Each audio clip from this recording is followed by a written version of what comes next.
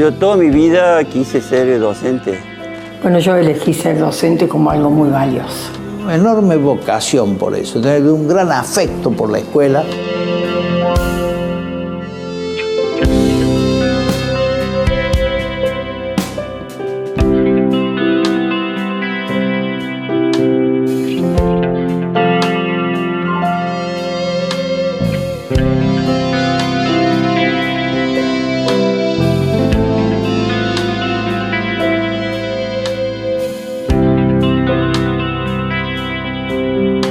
La historia del gremio del UPC, la historia del Cordobazo, la historia en definitiva de las movilizaciones y de lo que tiene que ver con la posición gremial. Por un lado, Juan Sibel, el secretario de nuestra UPC Río Cuarto, y por otro lado el secretario general de los docentes provinciales, Juan Montserrat. Juan, contar un poquito de lo que están mostrando en el día de hoy acá en Río Cuarto. Bueno, en el marco del 29 de mayo, que para nosotros es una fecha histórica para todos los trabajadores, de una revolución de los mismos trabajadores, en donde de alguna forma queremos mostrar y trabajar esta fecha conmemorándola a través de la proyección de una película que fue producida y elaborada por la misma UPC, en donde habla de un documental ficción, es un documental ficción, en donde se va a estar trabajando todo aquello que sucedió desde la mirada del docente en el medio del proceso militar en la última época nefasta que tuvimos en el país.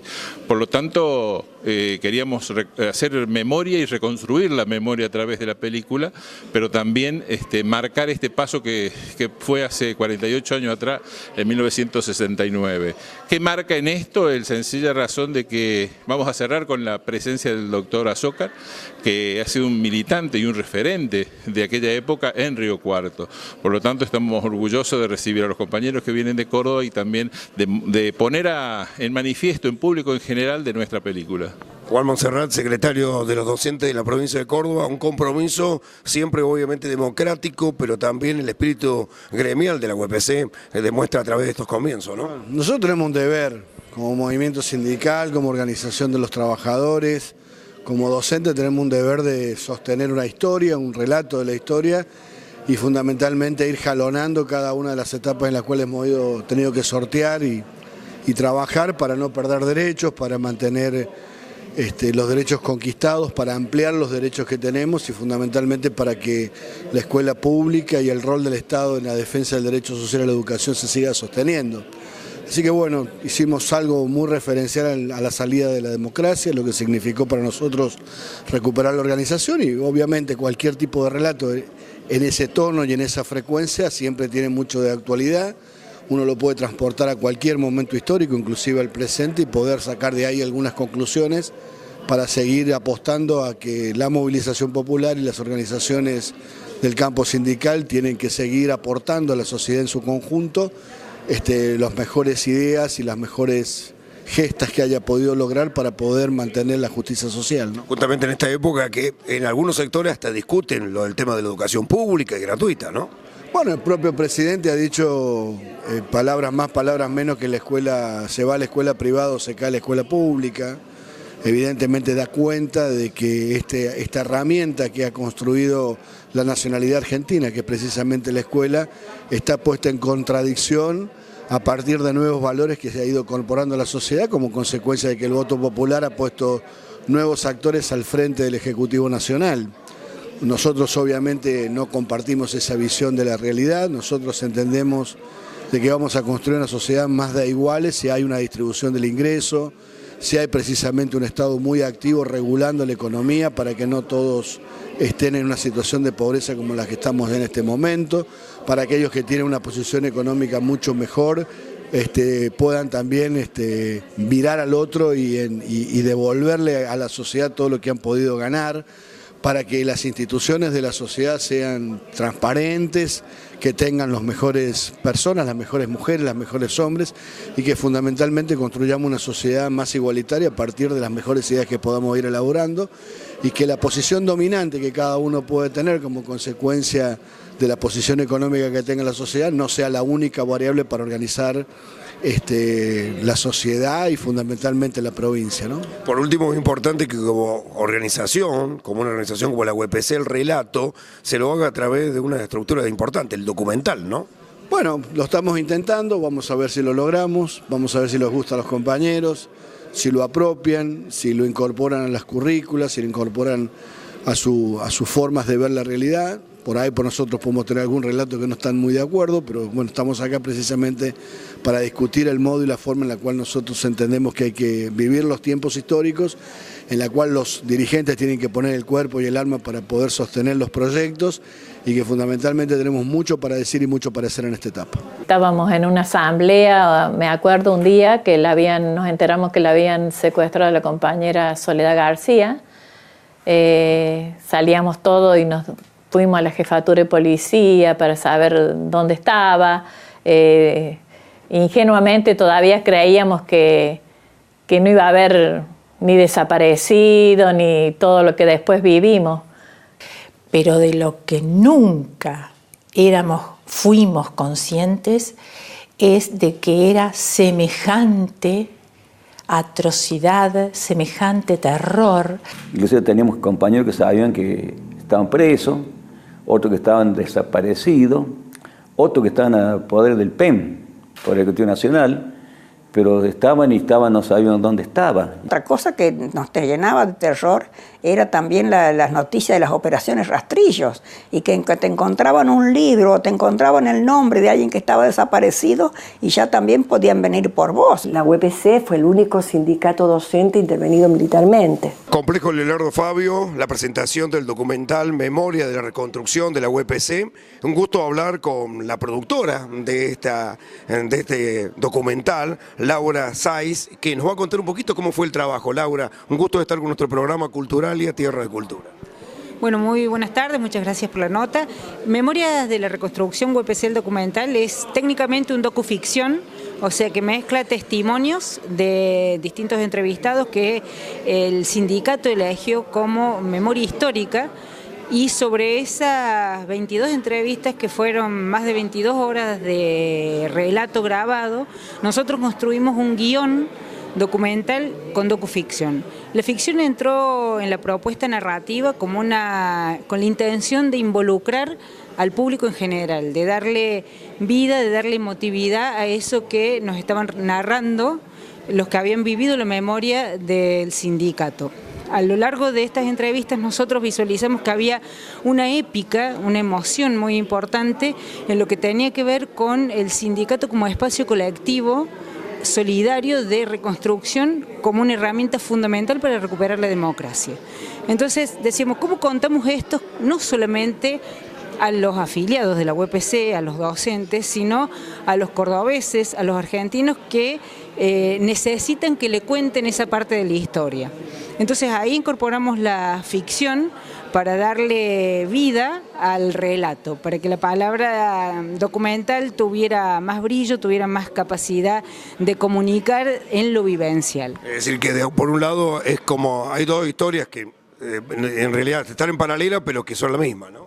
En realidad nosotros tratamos de, con el relato de los entrevistados, mostrar lo que pasó, pero al mismo tiempo hacemos un paralelo con la realidad, porque todo relato histórico tiene que tener una proyección de futuro. La memoria es dinámica y está enganchada inequívocamente con el futuro que queremos construir. Entonces el paralelo tiene que ver con el pasado, con el presente y con ese futuro que queremos construir. Fabián Mazzola es el responsable de prensa de la UPC. ¿Tuvo de alguna manera la productora alguna ayuda desde la UPC en el punto de vista histórico? ¿Había filmaciones, algo que podía ayudar a esta historia? Bueno, en principio la cuestión apareció en esto cuando desde la Secretaría General me pidieron de que hiciera un registro de los compañeros que viven todavía de esa etapa, ¿no? En la cual, bueno, nosotros buscamos los compañeros que comúnmente conocíamos las historias, pero de relato, ¿no?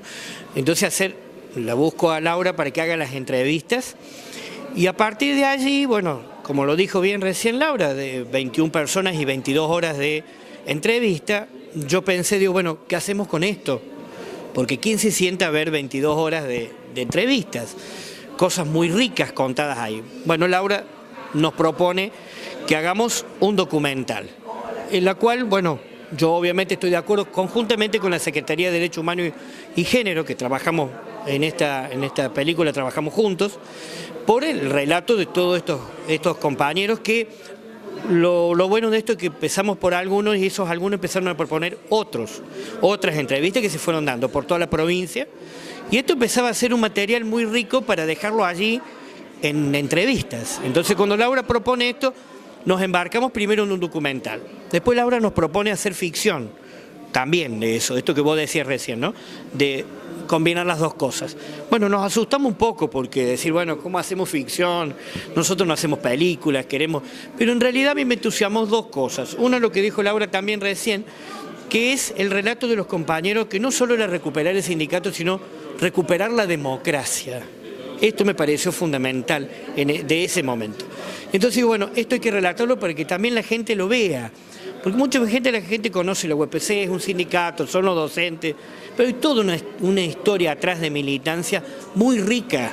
¿Esto tiene un comienzo, Fabián? ¿Qué época más o menos el relato? Tiene que ver con el comienzo, finales de la democracia en el año 76, la dictadura militar y postdictadura militar. Entonces, hay historias muy ricas en esto. Cómo se militaba, de qué manera, cómo, qué pensaban los docentes en ese momento, en qué estábamos.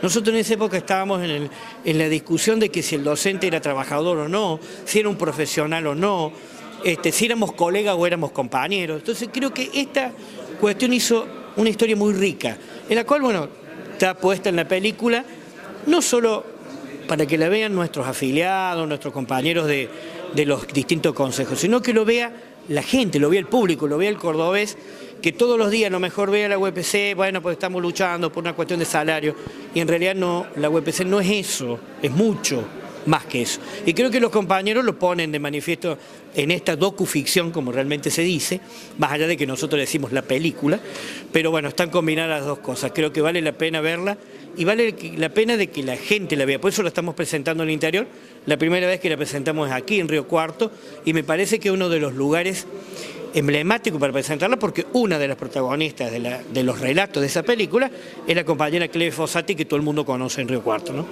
Por último, Laura, con respecto a los actores, ¿cómo fue la selección, las ficciones, cuántos fueron? Actores tenemos una grilla importante, los protagónicos son de Laura Ortiz y de Martina Sálicas de Ortiz, madre e hija en la vida real y en la ficción. Después está Teti Cabo y Valentina Marelo y extras que hacen todo un relato que intenta darle tensión. Es fundamental esto que señalaba Fabián, y por qué estamos hoy en un centro cultural y no estamos en un salón de la UPC, porque es una película que llevó el esfuerzo de rodaje y de producción de película, desde el alquiler de equipos, desde la selección de actores, desde los ensayos, desde el guionado, incluso con música original. Parte Genuina montó la música después del offline de la película, lo que significa una apuesta del sindicato de romper esa cuestión estigmática de todo lo que pueden o no pueden hacer los trabajadores cuando hablamos de arte a la hora de comunicar. Yo, si no tuviera esperanza, realmente habría dejado de ser docente, pero esperanza con pies en tierra. Esto hay que luchar, la escuela pública es la que le brinda a los niños la posibilidad de crecimiento. En la escuela pública tenemos que asentar todos los valores. Y seguramente no es fácil hablar de futuro. Son tiempos difíciles, hay que transitarlos, pero de lo que tengo absolutamente claro y no como eslogan, nunca más lo que vivimos.